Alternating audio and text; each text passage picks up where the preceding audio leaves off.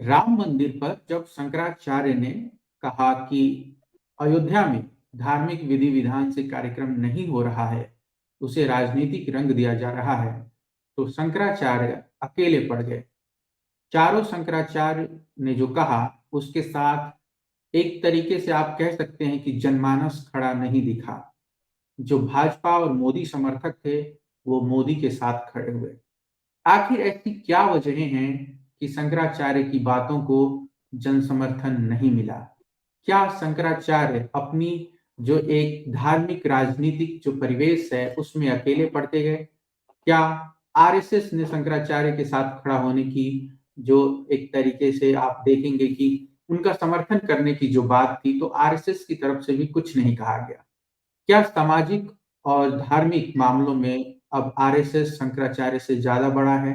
क्योंकि मोहन भागवत 22 जनवरी को अयोध्या पहुंच रहे हैं और मोहन भागवत का पहुंचना ये बताता है कि आरएसएस की भूमिका राम मंदिर के प्राण प्रतिष्ठा कार्यक्रम में क्या है। और अगर आरएसएस ये कहे कि जो वहां पर धार्मिक विधि विधान से कार्यक्रम नहीं हो रहा है, तो क्या उसमें कुछ बदलाव हो सकता था? लेकिन शंकराचार्य के कहने पर तो ऐसा कुछ नजर नहीं आ रहा है। आज न्यूज 24 ने खबर दी है कि नरेंद्र मोदी जो है वो प्रतीकात्मक यजमान होंगे प्राण प्रतिष्ठा कार्यक्रम में। बाकी जो ट्रस्टी हैं राम तीर्थ जो ट्रस्ट है उसके, वो लोग सपत्नीक शामिल होंगे। लेकिन शंकराचार्य जो अभी मुक्तेश्वरानंद हैं, उन्हें निमंत्रण भी नहीं मिला, उन्हें बुलाया भी नहीं गया। और बाकी जो चारों शंकराचार्य हैं वो लोग अपनी बात कहते रहे। तो क्या है ये पूरी राजनीति? आखिर शंकराचार्य के साथ जनमत या जनमानस या जनता क्यों नहीं खड़ी होती है? क्योंकि 80 करोड़ हिंदुओं के अगर वो सबसे बड़े एक तरीके से आप कहें कि सबसे बड़े धार्मिक नेता हैं और उनके साथ जनमत नहीं दिखाई देता है, तो क्या भारत की सामाजिक व्यवस्था में बड़ा परिवर्तन आ गया है? क्या लोग शंकराचार्य से अपने आप को कनेक्ट नहीं करते हैं? इन्हीं सब मुद्दों पर आज हम बात करेंगे। संतोष सारंग जी हैं हमारे साथ।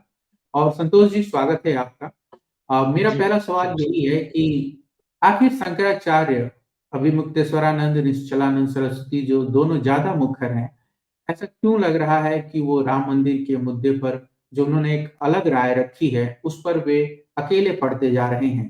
भाजपा समर्थक या कह दें कि जो बीजेपी का वोटर है और उसके अलावा जो विपक्ष का वोटर है, सिर्फ कांग्रेस पार्टी जो है कहती है कि शंकराचार्य ने मना किया है, उनसे क्यों नहीं सवाल हो रहे हैं? ऐसा क्यों हो रहा है? नंदलाल जी, जो जो जिस दौर से देश गुजर रहा है, उस हम्म। दौर में सरकार का जो भी विरोध करेगा या सरकार की जो इच्छा है उसके विरुद्ध जाएगा, वह आलोचना का शिकार होगा। जो ट्रोल आर्मी है, वो उसका शिकार होगा। अभी इसके पहले भी आपने देखा होगा, हमारे दर्शकों ने भी यह देखा है कि कैसे अ, दरअसल इस सरकार का जो अंग्रेजों की जो नीति थी, बांटो और राज करो, उसी नक्शे कदम पर भाजपा चल रही है। और जो पीछे संघ है, उसका जो मातृ संस्था है, वो किसानों का जो आंदोलन हुआ, जिसमें 700 लोग किसान मरे भी, उसमें भी जी। देखा गया कि किसानों ने जो आंदोलन किया कृषि बिल के खिलाफ, उसमें सरकार के जो समर्थक हैं, जो अंधभक्त हैं, जो आजकल बल्कि नागरिक अब लोग रह नहीं गए हैं। इस दौर में, अमृतकाल में, नागरिक अंधभक्तों में बदल गए हैं। सरकार चाहे जो कुछ भी कहे, उसके हाँ में हाँ मिलाना है। तो किसानों को खालिस्तानी, पाकिस्तानी, आतंकवादी, सब कहा गया। और वो किसान छोड़ दीजिए, किसानों का और भी दिल्ली में बड़े बड़े आंदोलन हुए, उसमें भी क्या क्या नहीं उनको कहा गया कि ये जींस वाले किसान हैं, ये फर्जी किसान हैं। तो पैसे वाले किसान, खालिस्तानी। तो एक एक समानांतर किसानों को सामने कर दिया गया, जो सरकार के समर्थक जो किसान थे। छात्रों का आंदोलन जब हुआ, तो उनको भी कहा गया कि ये फर्जी है, और ये जो विरोधी दल के जो राजनीतिक पार्टी के जो नेता हैं, वे लोग भड़का रहे हैं और उनके लिए काम कर रहे हैं। तो इस दौर में जो कुछ भी सरकार की इच्छा के विरुद्ध, उसकी नीति योजना के खिलाफ जो भी बोलेगा, वह उसका शिकार होगा। वही हो रहा है। आज जो अब देखिए संत महात्माओं शंकराचार्यों को एक दूसरे के खिलाफ कर दिया गया है, यानी धर्म को धर्म से लड़वाया जा रहा है। राजनीति को धर्म की चाशनी में लेकर जो चुनावी जो एक शरबत बनाया गया था, मतलब धर्म और राजनीति को मिक्स करके, उसको देखिए ना, राजनीति और धर्म आमने सामने है राम मंदिर को लेकर, और धर्म को भी धर्म से की टकराहट हो रही है। हमारे देश में जो सनातन परंपरा है, जो हिंदू जो धर्म और रीति रिवाज है, उसमें शंकराचार्य हैं, वो सनातन धर्म के सबसे बड़े जो आधिकारिक धर्मगुरु कहलाते रहे हैं। हम थोड़ी टिप्पणी उस पर करना चाहेंगे कि जो शंकराचार्य का जो इतिहास है, थोड़ा उस पर गौर करना जरूरी है। शंकराचार्य जी, क्योंकि हम इतिहास पे जो है बहुत जाने की जो मुझे लगता है कि उसमें देखना पड़ेगा कि हम कितना जो है उस पर बात कर पाते हैं। लेकिन मेरा जो सवाल ये है कि जैसे अब आप अंबेडकर के बारे में कुछ कहा जाता है, अगर आप देखेंगे कि बहुत सारे जो लोग हैं वो अंबेडकर से नफरत करते हैं और उनकी प्रतिमा तोड़ देते हैं, तो एक रिएक्शन आता है कि ऐसा हो गया, प्रोटेस्ट होने लगता है। आप यादवों के खिलाफ कुछ कहिए या फिर अति पिछड़ों के खिलाफ कुछ कहिए, एससी एसटी का एक्ट का जो कार्यक्रम था, कानून था, या फिर दलितों के खिलाफ जो हिंसा होती है, चाहे वो रेप हो, बलात्कार हो, सामाजिक बहिष्कार हो, इस तरीके की जो चीजें होती हैं, तो उस पर जनमत आता है कि जैसे आप देवरिया वाला कांड देखिए, जिसमें यादव परिवार के साथ जो हिंसा हुई, उसमें ब्राह्मण परिवार भी शामिल था, जो एक तरीके से यादव और ब्राह्मण के बीच का संघर्ष था। लेकिन वहां पर जो है यादव अपने साथ खड़े हुए, ब्राह्मण अपने साथ खड़े। शंकराचार्य के मुद्दे पर जो है ये लोग साथ नहीं आते। क्या अब हर जाति समुदाय की प्राथमिकता बदल गई है? मैं इस मुद्दे से बात करना चाहता हूँ, इस एंगल से बात करना चाहता हूँ, क्योंकि अगर हम शंकराचार्य पर जाएंगे तो जब हुआ तब समाज में बहुत ज्यादा एक तरीके से आप देखेंगे कि अलगाव था, दलित पिछड़ों को उतने अधिकार नहीं थे। शंकराचार्य एक जो है जाति समुदाय से जो है आप देखेंगे कि उसको स्टैब्लिश करते हैं। हम उस पर नहीं जा रहे हैं, हम आजाद भारत में बात कर रहे हैं, 1947 के बाद के भारत में बात कर रहे हैं। तो निश्चित रूप से शंकराचार्य की जो अथॉरिटी है वो समाज में कमजोर होती गई। क्या आप इस बात को ऐसे देख रहे हैं? नहीं, बिल्कुल। इधर के दौर में जो कुछ चल रहा है, कभी कभी नरेंद्र मोदी जो प्रधानमंत्री है, उनकी प्रशंसा करने का दिल करता है। वैसे तो वो ब्राह्मणवाद, पाखंड, कर्मकांड में आकंठ डूबे नजर आते हैं। संसद भवन के उद्घाटन में भी देखा गया, और लगातार मंदिर मस्जिद कर रहे हैं। लेकिन जब माँ का देहावसान हुआ था तो उन्होंने मुंडन नहीं कराया था, तो एक तरह से ब्राह्मणवाद पर उन्होंने एक चोट ही किया था। अभी जो शंकराचार्य कह रहे हैं कि ये धर्म सम्मत नहीं है, शास्त्र सम्मत कार्य नहीं हो रहा है, मंदिर का निर्माण पूरा नहीं हुआ है, उसके बावजूद ये जो प्राण प्रतिष्ठा की जा रही है, तो एक तरह से वे चोट कर रहे हैं। मतलब धर्म शंकराचार्य से बढ़कर तो कोई है नहीं इस देश में, जो मान्यता हमारी रही है। उसके बावजूद उन्होंने यह उनको एक तरीके से नकारा है। यानी जो शंकराचार्य कह रहे हैं उसको, उसके खिलाफ जो तथाकथित साधु संत हैं, जो संविधान के खिलाफ बोलते रहे हैं, जो दलित पिछड़ों को के खिलाफ बोलने वाले जो साधु संत हैं, जो वैज्ञानिक और तार्किक बात करने वाले स्वामी प्रसाद मौर्य और चंद्रशेखर जैसे लोग हैं, जिनके जीभ काट लेने और सिर काट लेने की बात करने वाले जो तथाकथित साधु संत हैं, वे शंकराचार्य के विरोध में बोल रहे हैं। शंकराचार्य का पक्ष मैं नहीं ले रहा हूं। दरअसल शंकराचार्य, स्वाभाविक है कि धर्म को जिस तरीके से पिछले 2-3 दशक में धर्म को राजनीति के साथ जैसे मिलाया गया है, वो धर्म का नुकसान ही हो रहा है। हिंदू धर्म को ऊंचाई नहीं मिल रही है, वो मजबूत नहीं हो रहा है, उसको नुकसान ही पहुंच रहा है। शंकराचार्य को सनातन जो संस्था है, जो हिंदू धर्म है, उसको मजबूत करने के लिए जो 4 पीठ बनाए गए थे आदि शंकराचार्य ने, जो चारों देश के चार कोने में जो 4 पीठ बनाए, वो इसीलिए बनाए थे। लेकिन आपको देखना होगा कि आखिर सनातन जो है परंपरा, या जो हिंदू धर्म है जिसके ये शंकराचार्य हैं, जो लगातार संविधान के खिलाफ बोल रहे हैं। पुरी के जो शंकराचार्य हैं, स्वामी निश्चलानंद सरस्वती 21 में बिहार के दरभंगा में आए थे धर्म संसद में, और वहां मनिगाछी में बोला था कि संविधान हमारी संस्कृति, जो सनातन संस्कृति है, उसके विरुद्ध है। इससे क्या जाहिर होता है? इससे यही जाहिर होता है कि जो सनातन धर्म है, जो हिंदू परंपरा है, वो दलित पिछड़ों के खिलाफ है। नहीं तो संविधान, जो हमारा संविधान है, वो जो सदियों तक दलित पिछड़ों को सताया गया, उनको शिक्षा से वंचित किया गया, उनके साथ छुआछूत का व्यवहार किया गया, असमानता थी, नौकरी से लेकर शिक्षा से में भी उनकी भागीदारी नहीं थी। मनुस्मृति से लेकर जो तमाम धार्मिक ग्रंथ है, उसमें यही है कि शूद्रों का काम तीनों वर्णों की सेवा करना है। तो उन्होंने जो स्वामी निश्चलानंद सरस्वती ने कहा, वो उतना ही नहीं कहा कि संविधान हमारी जो संस्कृति के खिलाफ है, वह संविधान जो समता की बात करता है, जो बंधुत्व की बात करता है, जो मानवता की जो मूल भावना है, बंधुत्व, समानता, यही ना भाई। अगर ईश्वर है और सभी ईश्वर की संतान है, तो फिर उसमें कोई छोटा कोई बड़ा कैसे हो सकता है? कि कोई अति शूद्र कैसे हो करके उसके साथ छुआछूत किया जा सकता है? उन्होंने क्या कहा था, स्वामी निश्चलानंद सरस्वती ने वहां दरभंगा में एक श्रीमद् भागवत गीता का एक श्लोक कोट करते हुए कहा था। आप जरा उसको सुनिए। उस प्रभु श्री राम के मुंह से, श्री कृष्ण के मुंह से क्या कहलवाया गया? उसमें है, कृषि गौ रक्षम वाणिज्यम वैश्य कर्म स्वभावजम परिचर्यात्मकम कर्म शूद्रस्यापि स्वभावजम। मतलब कि खेती, गोपालन, क्रय विक्रय व्यवहार, ये सब वैश्य के कर्म मतलब स्वाभाविक कर्म है, और तीनों वर्णों की सेवा करना शूद्रों का स्वाभाविक कर्म है। इसका उदाहरण देते हुए स्वामी निश्चलानंद सरस्वती ने मनिगाछी में कहा था, जब उस समय किसान आंदोलन चल रहा था, कि किसान आंदोलन गलत दिशा में है। उन्होंने एक और बात कही थी कि जो मंत्र की शक्ति है, वह परमाणु ऊर्जा से भी अधिक प्रभावी है। यही तो सनातन धर्म है, जो शूद्रों के खिलाफ है।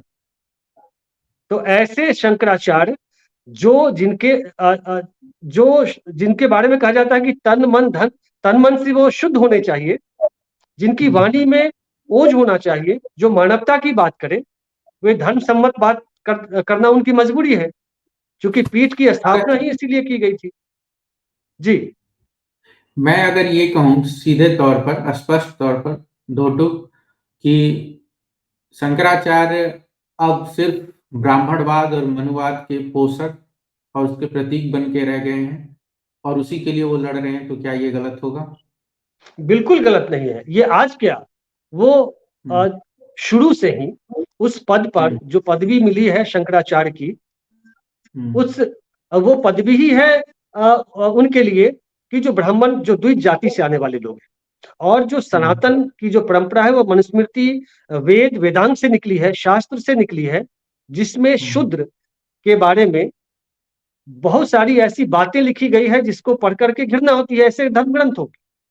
उसके पक्ष में स्वामी जितने ये शंकराचार्य हैं, या जो महामंडलेश्वर या साधु संत है, वो बोलते हैं। तो पहले चूंकि लोग बोलते नहीं थे, जो एक बड़ी आबादी थी दलित पिछड़ों आदिवासियों की, वो ये लोग बोलते नहीं थे, क्योंकि बोलने की आजादी नहीं थी। संविधान ने, और संविधान में जो वर्णित जो कुछ ताकत मिली है संविधान के माध्यम से, उसके बाद लोग बोलने लगे। धर्म में जो बुराइयां हैं, जो शूद्रों के बारे में जो बोला गया, उसके खिलाफ बोल रहे हैं, मुखर आवाज अपनी बुलंद कर रहे हैं। अभी जो प्रधानमंत्री मोदी हैं, जिनके नेतृत्व में ये ओबीसी है, जो खुद को कहते हैं कि ओबीसी है, तो ओबीसी शूद्र में आता है। अभी इनके बारे में कहा भी स्वामी निश्चलानंद सरस्वती ने कि स्पर्श करेंगे राम मंदिर, जो राम की मूर्ति है, और हम क्या ताली बजाएंगे। हालांकि उन्होंने स्पष्ट नहीं कहा, लेकिन उसके पीछे एक मंशा ये भी होगी कि ओबीसी होकर, शुद्ध होकर राम की प्रतिमा कैसे छुआ जाएगा।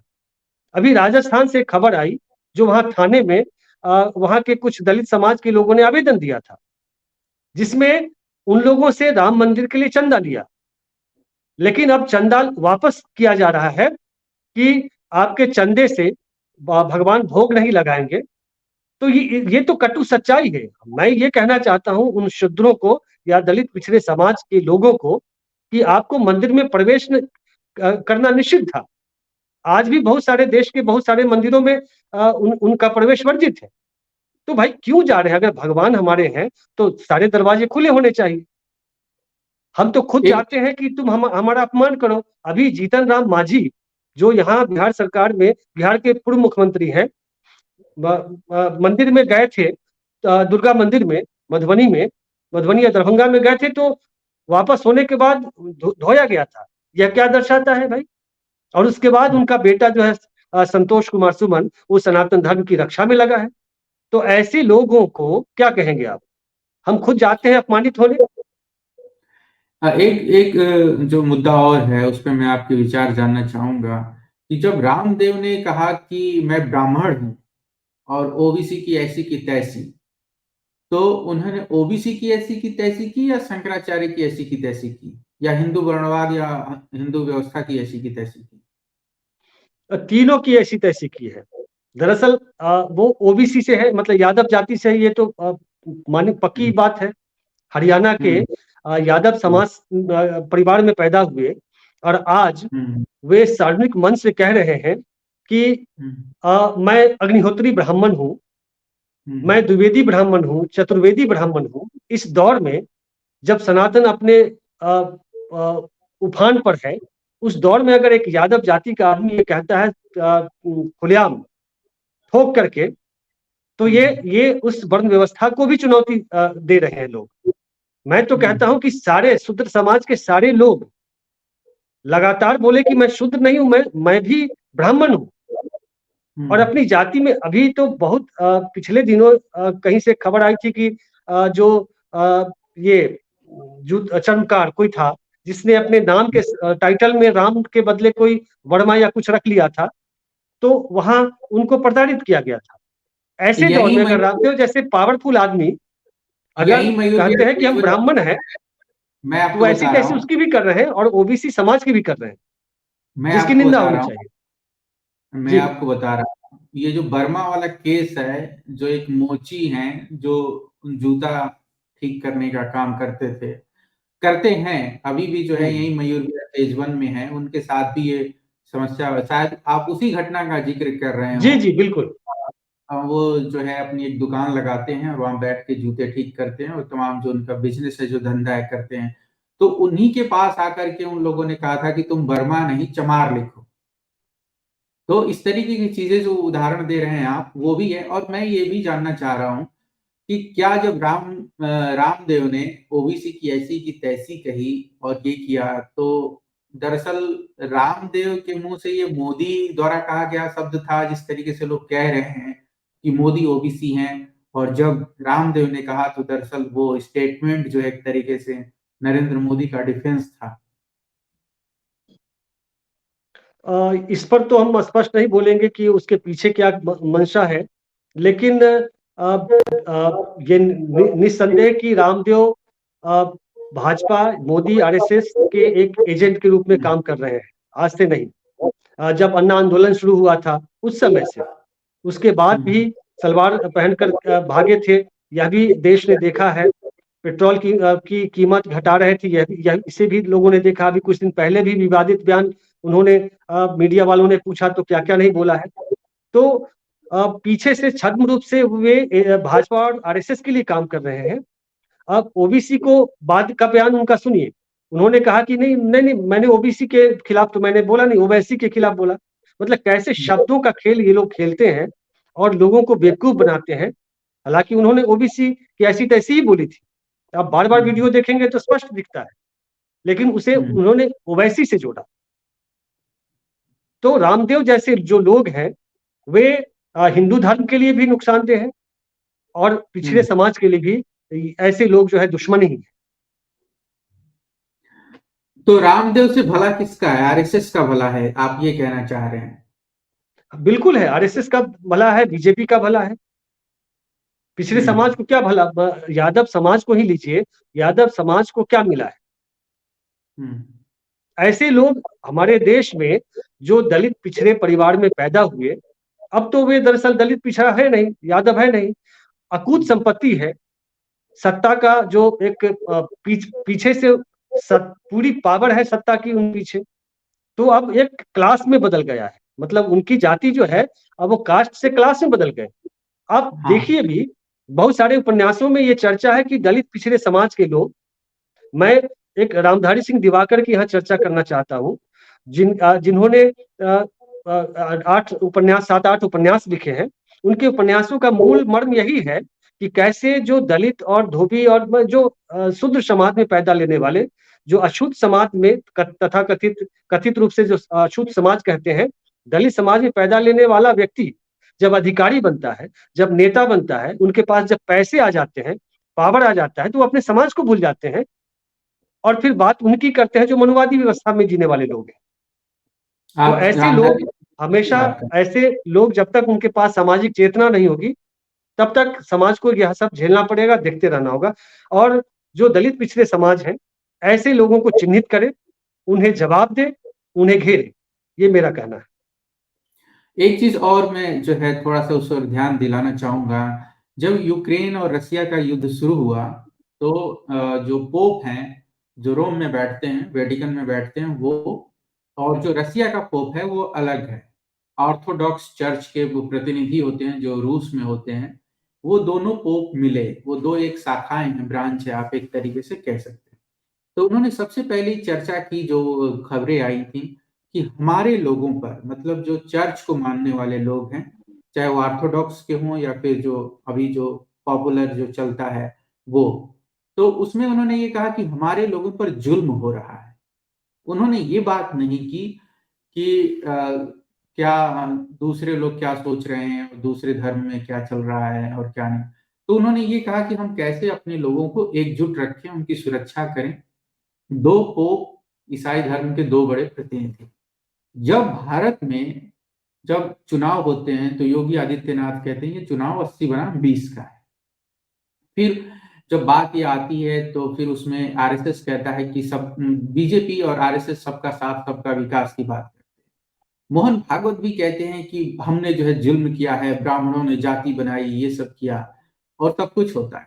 लेकिन जब दलितों पर, पिछड़ों पर अत्याचार होता है, और अत्याचार हिंदू ही करते हैं जो सक्षम है, जो, आप देखिए आरक्षण पर बात होती है कि इनको आरक्षण कैसे मिल जाता है, सरकारी नौकरी कैसे मिल रही है, मेरिट की बात आने लगती है, और फिर उनके साथ तमाम तरीके के जुल्म होते हैं। लेकिन शंकराचार्य कभी नहीं बोलते, जबकि वो हिंदू धर्म के सबसे बड़े प्रतिनिधि हैं।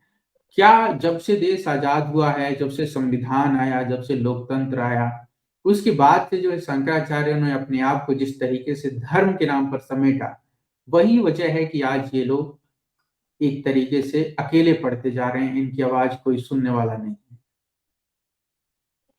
नहीं, देखिए शंकराचार्य, पहले भी मैंने बोला कि शंकराचार्य संविधान के विरोध लगातार बोलते रहे हैं। हरिद्वार में भी धर्म संसद हुआ, उसमें साधु संतों ने संविधान पर भी ही हमले किए हैं। इस पूरी सरकार की जो मशीनरी है, आपने देखा कि प्रधानमंत्री के जो सलाहकार थे, आर्थिक मुख्य सलाहकार, उन्होंने लिखा था संविधान की मूल आत्मा जो है उस पर उन्होंने हमले किए हैं। तो इस पूरी सरकार का देखिए, यह सरकार पूरी तरह से मनुस्मृति आधारित ब्राह्मण राष्ट्र बनाना चाहती है, जिसको ये हिंदू राष्ट्र यह सरकार कह रही है या इसके नुमाइंदे कहते हैं। और हिंदू राष्ट्र में वही है कि जाति के आधार पर जो पेशा है, जिसका जो पेशा है वही करे। शंकराचार्य, अभी एक दो शंकराचार्य के और बयान आप देख लीजिए, उससे आपको स्पष्ट दिख जाएगा कि वे किसके पक्ष में बोलते रहे। इसके पहले स्वामी स्वरूपानंद सरस्वती ने का भी विवादित बयान सामने आए। उन्होंने एक बार कहा था कि जो महिलाएं हैं वे राजनीति, अन्य क्षेत्रों की तरह राजनीति में तो आ सकती हैं, लेकिन शंकराचार्य जैसे जो सनातन संस्था है उस पे नहीं, वो शंकराचार्य नहीं बन सकती है। उन्होंने इसके पहले कहा था, मुझे याद है कि 3-4-5-7 साल पहले उन्होंने कहा था कि जब किसी की, हरिद्वार में शायद उन्होंने कहा था कि जब गलत लोग पूजा करते हैं तो ये सूखा पड़ता है, और अकाल मौत के हालात पैदा होते हैं। उनके बयान देखिए मंदिर मस्जिद को लेकर के भी है। तो उन्होंने राजस्थान में एक बार बोला था कि जब सरकार अगर असफल हो तो कानून हाथ में लेने में क्या बुराई है, क्या गलत है। तो ये लोग संविधान को नहीं मानते हैं, ये लोग मनुस्मृति को मानते हैं और इनके लिए कानून कोई चीज नहीं है, खिलौना है। तो शंकराचार्य के तमाम बयान आपको जो तथाकथित जो सनातन धर्म है, जो हिंदू धर्म है, जिसके मूल में ये है कि जो शुद्र है वो तीनों वर्णों की सेवा करेगा, यानी जिसका जो जिस जाति का जो काम है उस जाति का। तो संविधान तो पावरफुल बनाता है ना। संविधान कहता है कि जो भंगी है, जो चमार है, जो दुशाद है, वह भी आईएएस बनेगा। और जब वो आईएएस बनेगा तो उसके नीचे कोई चपरासी कर्मचारी ब्राह्मण भी हो सकता है। हमारे देश ने देखा है कि बाबा साहब आंबेडकर इतनी डिग्रियां लेकर के, इतने विद्वान आदमी जब कानून मंत्री बनते हैं तो उनका चपरासी कैसे फाइल फेंक कर देता है। तो हमारी सनातन परंपरा, हिंदू जो रीति रिवाज और जो वर्ण व्यवस्था, यही तो है। तो शंकराचार्य इनके खिलाफ कैसे बोलेंगे। आज देश में तमाम जगह अब देखिए डॉक्टर रीतू का आंदोलन, लगातार दलित समाज से आने वाली उनके साथ कितना दुर्व्यवहार हो रहा है, पुलिसिया दमन चल रहा है। लक्ष्मण यादव के साथ क्या हुआ, अभी भी विकास मीना जो आईआईटी कानपुर में सुसाइड किया है। इसके पहले भी मैंने कहा था कि आईआईटी जो आईआईएम आईआईटी के 13,000 से अधिक छात्र जो एससी एसटी ओबीसी के छात्र हैं वो छोड़ चुके हैं। तमाम जगह आरक्षण खत्म किया जा रहा है, यानी जो संवैधानिक अधिकार हैं वे खत्म किए जा रहे हैं। मूंछ रखने पर दलितों के साथ कितना अत्याचार होता है। तो ये सरकार, इस सरकार में और जो धर्म है, आप राम की बात करने वाले लोग, राजस्थान में क्या हुआ अभी, अब दलितों के चंदे से भोग नहीं लगेगा तो भाई वो हमारे प्रभु राम कैसे हो गए।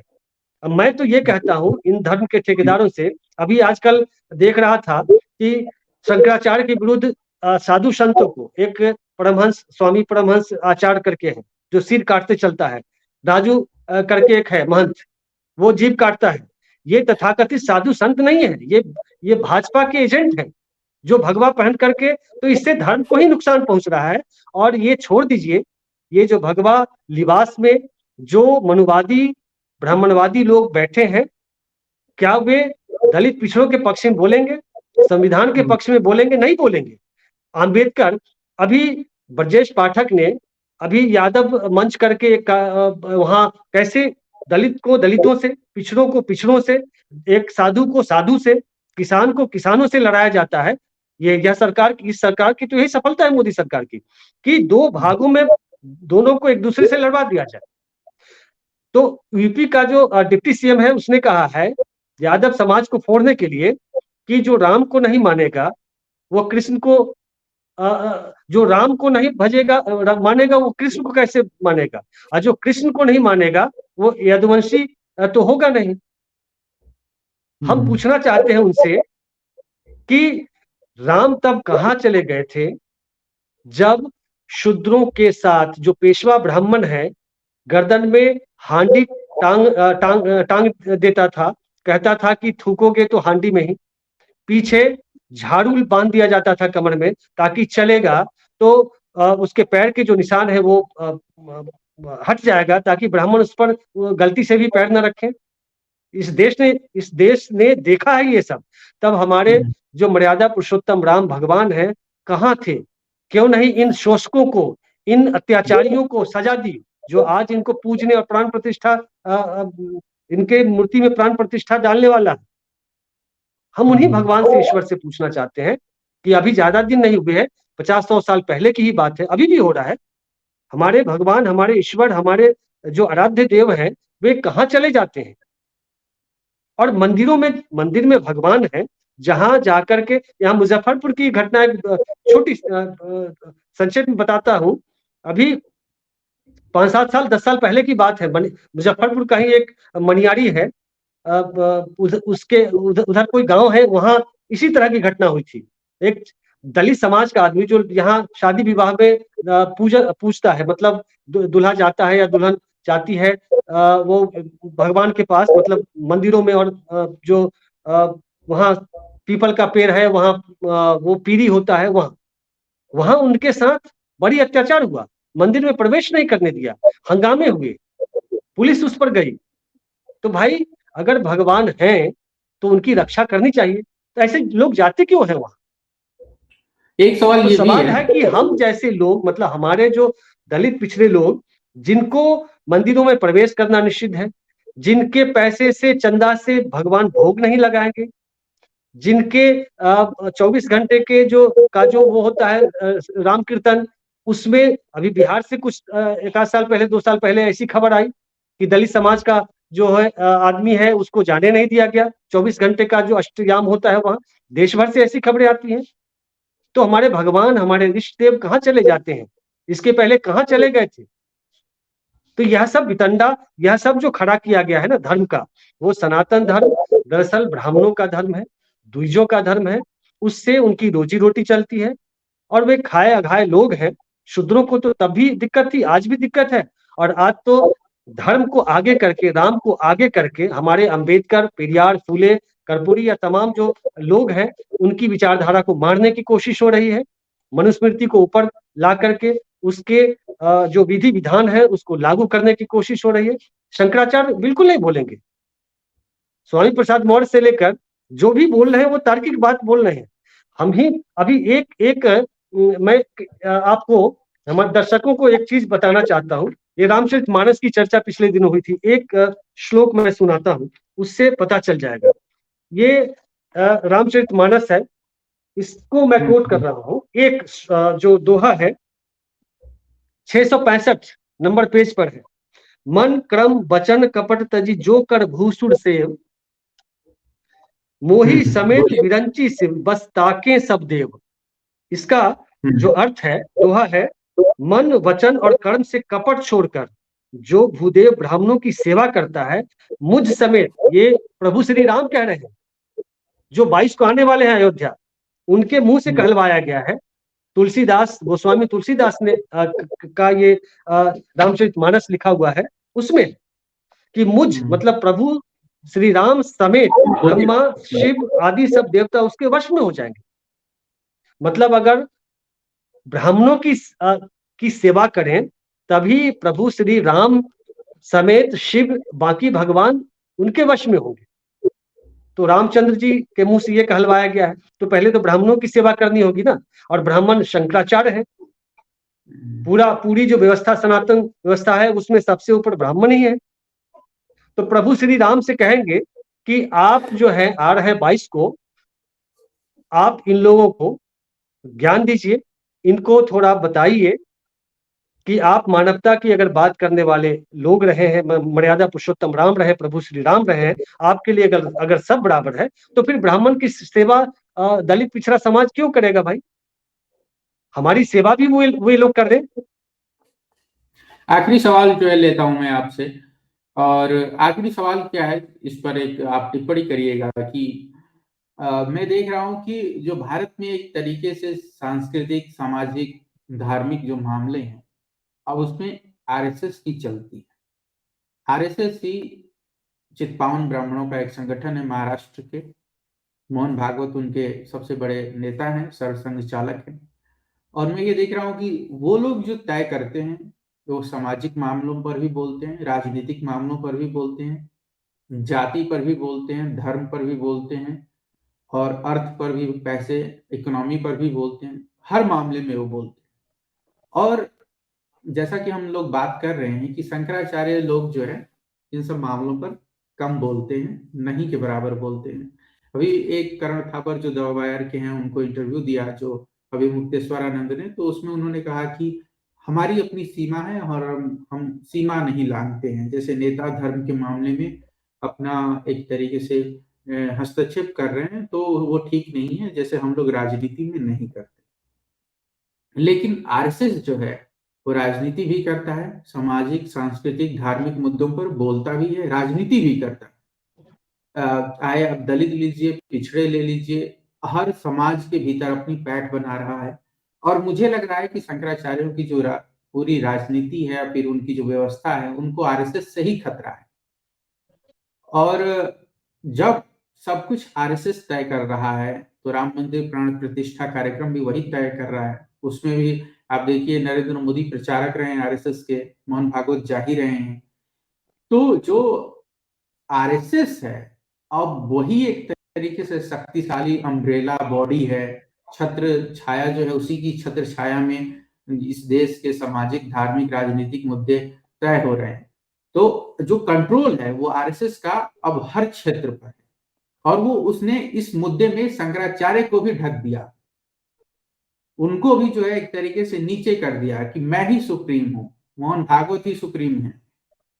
तो अब ये एक बहुत बड़ा जो है सांगठनिक व्यवस्था के स्तर पर एक बदलाव है। इस पर आप क्या कहेंगे? देखिए, ये भारत के इतिहास का यह जो काल खंड है, इस काल खंड में बहुत कुछ टूट रहा है, बहुत कुछ परंपराएं टूट रही हैं, चीजें बदल रही हैं, और इसी दौर में कुछ एक नई चीजें निकलेंगी। अब देख रहे हैं कि जैसे जाति को जाति से लड़ाया जा रहा है। जैसे अब आरएसएस की बात आपने कही, आरएसएस जो संगठन है वो आज तक उसका पंजीकरण नहीं हुआ। कल्पना कीजिए कोई दूसरा अगर संगठन हो जिसको जो रजिस्टर्ड नहीं हो, और करोड़ों का जो बजट, स्वाभाविक है उसके बहुत सारे संगठन हैं जो आदिवासियों के बीच और विभिन्न धर्म के प्रचार में लगा है, कहीं न कहीं से पैसे आ रहे होंगे, लाखों करोड़ों रुपए खर्च हो रहे हैं। कोई उसका हिसाब किताब क्या आम लोग जान रहा है क्या? दूसरा अगर संगठन होता तो उस पर केस मुकदमा सब होता। मेरा कहना है कि आज जो धीरे धीरे पिछले 100 साल में आरएसएस ने बहुत संगठनात्मक तरीके से, षड्यंत्रकारी तरीके से एक रणनीति के तहत बढ़ा है, इसलिए कि वो ब्राह्मणों की संस्था है, और इस देश में जो पहले से साहित्य है वो ब्राह्मणों को सर्वश्रेष्ठ बताता रहा है, पावरफुल बताता रहा है, सत्ता संसाधन से लेके तमाम जगहों पे उसका असर है। अब शंकराचार्य जैसे की जो परंपरा रही है उस पर आरएसएस का कब्जा नहीं रहा है, वो स्वतंत्र पीठ है। अब इसकी अपनी धारा है, वैचारिक सांस्कृतिक धारा और राजनीतिक भी। अब इसको लेकर आगे बढ़ना चाह रहा है। इसके बीच से एक नई धारा फूटेगी, मुझे जो विश्वास है 5 साल 10 साल 20 साल लगे, एक नई धारा चलेगी। चूंकि एक समय देश में बौद्ध का एक शासन था, उसको मिटा करके ब्राह्मणों का शासन आया। अब संविधान अंबेडकर से लेकर और पेरियार फूले की जो एक लड़ाई थी उससे आकर संविधान की बातें होने लगी, दलित पिछड़े बोलने लगे। अब यादव जी कह रहा है कि हम द्विवेदी चतुर्वेदी ब्राह्मण है, तो चुनौती उनके सामने दी है। ये विचारधारा की जो लड़ाई है, एक मनुवाद बनाम संविधान की, यह लड़ाई एक नई दिशा में जाएगी। जितनी कोशिश, जितनी ताकत आरएसएस और मनुवादी व्यवस्था वाले लोग लगा रहे हैं, इधर भी हो रहा है। हमारे समाज के साथ दिक्कत क्या है ना कि लिटरेचर, साहित्य, चाहे वो वेद, वेदांग, चाहे उपनिषद हो या मनुस्मृति हो, ये तमाम जो साहित्य है उसकी रचना संस्कृत में पहले हुई। संस्कृत एक खास जाति की भाषा रही, और ऐसी भाषा थी जिसको पढ़ने का और उस अध्ययन करने का अधिकार दूसरे को नहीं था। तो जो कुछ लिखा, जिसको मनु का जो विधान है, जो जिसको पहला संविधान कहते हैं लोग, उसके आधार पर समाज को संचालित किया गया। अभी यहाँ से जो आप देख रहे हैं, बहुत बारीकी से देखेंगे तो टकराहट बढ़ रही है। इधर की विचारधारा में भी जो वामसेव जैसे संगठन है, जो दलित, जो अम्बेडकराइट जो संगठन है, सोशल मीडिया ने भी काफी कुछ काम किया है, लिटरेचर रचे जा रहे हैं। सच्ची रामायण, एक समय सच्ची रामायण सिर्फ दक्षिण भारत का ही साहित्य हुआ करता था, अब वो उत्तर भारत में भी पहुंच गया है। फूले पेरियार से लेकर तमाम साहित्य रचे जा रहे हैं, बल्कि अम्बेडकराइट प्रकाशन खुल गए। वो बहुत सारे जो प्रकाशन बने हैं, निर्माण किया है, इसकी स्थापना की गई है, उससे कई साहित्य सामने आ गए। मैं तो कहता हूं मनुस्मृति की तरह ये शूद्र समाज के लोग भी साहित्य की रचना करें। उसका अपना रामचरितमानस जैसा, रामचरितमानस तुलसी गोस्वामी तुलसीदास ने लिखा। रामायण की बात करें 300 से अधिक रामायण है, तमिल में अलग अलग भाषाओं में है। रामायण के अलग अलग, वाल्मीकि रामायण और ये श्री रामचरितमानस की जो कथा है या जो कैरेक्टर है उसमें बहुत कुछ फर्क दिखेगा। 300 रामायण के अलग अलग की कथाएं और किंवदंतियां हैं। तो इसके बीच से एक विकल्प मुझे जो दिख रहा है, ये जो विचारों की टकराहट है, इस टकराहट से एक नई धारा बहेगी और अब दलित पिछड़ा समाज भी साहित्य लिखने लगा है, बोलने लगा है। अब लोग नाम में शूद्र भी लगाने लगा गर्व से। तो ये मुझे जो लगता है ना, इसके बीच से एक नई धारा निकलेगी। नहीं, मेरा सवाल जो था वो, आप शंकराचार्य की जो बॉडी है और जो आरएसएस है, मैं उसकी बात कर रहा हूँ कि जो ये सवाल, अगर शंकराचार्य सिर्फ ब्राह्मणों का प्रतिनिधि बनकर रह गए हैं तो आरएसएस भी ब्राह्मणों का प्रतिनिधि है। तो आप देखिए कि दोनों में अगर टकराहट होती है तो निश्चित रूप से जो है, आप नई धारा फूटे या न फूटे इससे कोई फर्क नहीं पड़ता है, लेकिन एक कॉन्फ्लिक्ट जो पैदा हो रहा है राम मंदिर के मामले में, आरएसएस ने शंकराचार्य की जो हेजेमनी है, जो उनका एक वर्चस्व है, उसको चैलेंज किया है। और अगर बिल्कुल चारों शंकराचार्य कह रहे हैं कि हम वहां नहीं जा रहे हैं, तो जाहिर है कि आरएसएस की वहां पर उपस्थिति है, तो उनके बीच जो कॉन्फ्लिक्ट पैदा हुआ है, विरोधाभास पैदा हुआ है, मुझे लगता है कि शायद अब आरएसएस ही जो है इस देश में सामाजिक और धार्मिक मुद्दों पर सुप्रीम बॉडी बन जाएगा। भले उसका रजिस्ट्रेशन ना हो, उसका रेगुलेशन ना हो, सरकार उससे पूछती ना हो, चाहे कोई भी सरकार हो, चाहे कांग्रेस की सरकार हो, चाहे जो है यूपीए की सरकार हो या गठबंधन की तमाम पार्टियों की सरकार है, किसी की हिम्मत नहीं है कि वो आरएसएस के खिलाफ रजिस्टर मेंटेन कर सके कि आपने कहाँ खर्च किया, कहाँ से चंदा लिया और कहाँ से आपने बातें की। तो जो मेरा ये कहना था कि आरएसएस ने जिस तरीके से शंकराचार्य की हेजेमनी या वर्चस्व को चैलेंज किया है, उसके बाद से इस देश में राम मंदिर के बाद आरएसएस ही सुप्रीम है, वही जो कहेगा वही होगा। फिलहाल तो वही दिख रहा है, क्योंकि जो सत्ता है वो उसके पास है और सत्ता पावरफुल है। जनता जब तक मैंडेट दे रही है तब तक भाजपा और उसकी जो मदर जो ऑर्गेनाइजेशन है, जो आरएसएस है, वो तो सुप्रीम पावर के रूप में दिख ही रही है। और वे, मुझे लग रहा है कि अभी ये कुछ दशक चलेगा जब तक जो शूद्र समाज है, जो दलित पिछड़ा समाज है। एक अच्छी बात यह है कि आरएसएस और बीजेपी के एजेंडे में मनुवाद है, और मनुवाद जो है दलित पिछड़ा समाज के खिलाफ है, उसके हक हुकूक के खिलाफ है। वो उसके एक्शन में भी दिखता है, व्यवहार में भी दिखता है। तो वही मैं कह रहा हूं कि अभी फिलहाल कुछ दशक मुझे लगता है कि आरएसएस हो, बीजेपी हो, ये पावरफुल दिखेगी।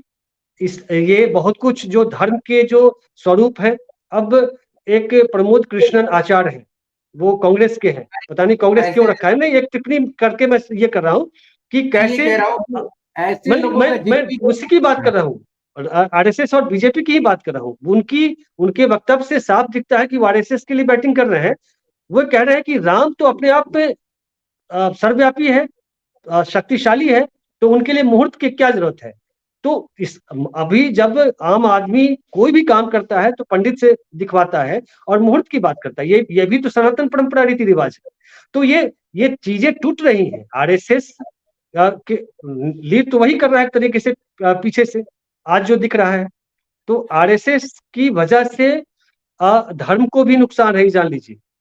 आप छोड़िए ना, रामायण महाभारत जब टेलीविजन पर सबसे पहले जब आया, रामानंद सागर और ये लेकर आए, तो आज से अधिक पूरे देश में राम भक्ति और राम कथा को लेकर के एक एक आदमी घर, मतलब जिस दिन चलता था सप्ताह में एक दिन, मतलब गरीब के टोले में भी बैटरी ला करके भाड़े पर और चलता था, और सैकड़ों लोग एक जगह होते थे, दूर दूर लोग जाते थे देखने। उस समय जो राममय पूरा देश हो गया था। तो आज जो राम मंदिर बन रहा है, जिस तरीके से सुनने में आया कि कांग्रेस का कोई गया वहां अयोध्या, तो उसके साथ कुछ दुर्व्यवहार भी हुआ। जिस तरीके से हिंसक तरीके से जय श्री राम का नारा लगाया जाता, उससे तो दो फाड़ हो रहा है ना। तो आज आरएसएस लीड भूमिका में है, पीठ पीछे शंकराचार्य को भी चुनौती दी जा रही है। उससे मीडिया जो गोदी मीडिया है वो अहम भूमिका निभा रहा है। लेकिन इससे सनातन और हिंदू धर्म को नुकसान हो रहा है, इससे फायदा नहीं हो रहा है। मैं तो देख रहा हूं वही कि जब रामायण महाभारत चला था उस समय इससे अधिक एक एक आदमी सीता और राम के प्रति जो श्रद्धा थी, आज श्रद्धा नहीं है, बांट दिया है। जो बीजेपी और तथाकथित हिंदुत्व और छद्म राष्ट्रवाद के साथ वाले लोग हैं, वो राम की बात कर रहे हैं, और जो बाकी लोग राम को मानते भी रहे हैं, वो बीजेपी और आरएसएस की वजह से राम से घृणा करने लगे हैं। ऐसे भी लोग हैं। ठीक है संतोष जी, जो है इस चर्चा को आज हम यहीं विराम देते हैं। इस पर लंबी बातचीत हो सकती है, लेकिन मुझे ये लगता है कि ये जो दौर है उसमें जो लोग संविधान को मानने वाले हैं, उन्हें संविधान, जो लोग लोकतंत्र में विश्वास करते हैं, तो संविधान और लोकतंत्र बचाने के साथ आपको अपने महापुरुषों, अपने जो प्रतीक चिन्ह है, जिनकी लड़ाई है, जो आपके प्रेरणा देने वाले हैं, उनको बचाने की जरूरत है। उनके मूल्यों को, उनके विचारों को कस के पकड़ के उसको प्रसारित करने, लोगों के बीच ले जाने की जरूरत है। क्योंकि अभी जो आंधी चल रही है इसमें काफी कुछ बदलेगा, और जिस तरीके से संविधान बदलने की मांग होती रही है, जिस तरीके से जो है एक देश एक चुनाव, एक देश एक, हर चीज एक कर दो, ये सारी बातें होती रही हैं। तो ऐसे दौर में 2024 का चुनाव एक निर्णायक चुनाव है, और वो बताएगा कि व्यवस्था का रुख क्या होगा, आगे क्या बदलेगा, क्या नहीं बदलेगा। बहुत शुक्रिया संतोष जी। दोस्तों, आप सब हमसे जुड़े, आप सबका शुक्रिया। देखते रहिए, जुड़े रहिए, वीडियो को शेयर करिए, लोगों तक पहुंचाइए। बहुत बहुत धन्यवाद। नमस्कार। नमस्कार।